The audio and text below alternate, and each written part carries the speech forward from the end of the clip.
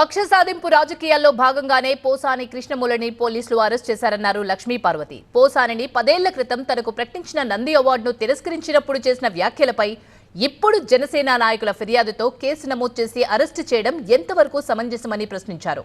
వల్లభనేని వంశీపై కూడా ప్రభుత్వం తప్పుడు కేసులు పెట్టి వేధిస్తుందని లక్ష్మీ పార్వతి అన్నారు.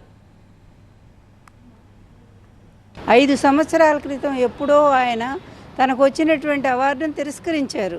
ఎందుకంటే ఒకే వర్గం, నిజం కదా. ఆ రోజు ఎంతమంది విమర్శించారండి. కమిటీలో ఉన్నది అందరూ ఒకే వర్గం వాళ్ళు, ఇచ్చింది కూడా అవార్డులన్నీ ఒకే వర్గం సినిమా వాళ్ళకి.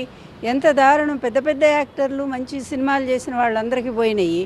దాన్ని అతను ఓపెన్గా విమర్శిస్తే దాన్ని ఓ పెద్ద తప్పులాగా 5 ఏళ్ల తర్వాత ఎవరో జనసేన ఆయనకు మనోభావాలు దెబ్బతిన్నాయట, అది కూడా కడపలోనంట. అంటే ఇది ఎట్లా అర్థం అవట్లేదా? ఎంత కక్షపూరితంగా ఈరోజు మీ లోపాలని, మీ అసమర్థతని, మీ అక్రమాలని, మీ వెన్నుపోటుతనాన్ని పోసాని మురళీ గారు ఓపెన్గా విమర్శించారనే కదా మీకు అంత కక్ష. అందుకనే కదా అటు వంశీని కూడా అట్లా అరెస్ట్ చేశారు, ఇక్కడ పోసాని గారిని అరెస్ట్ చేశారు.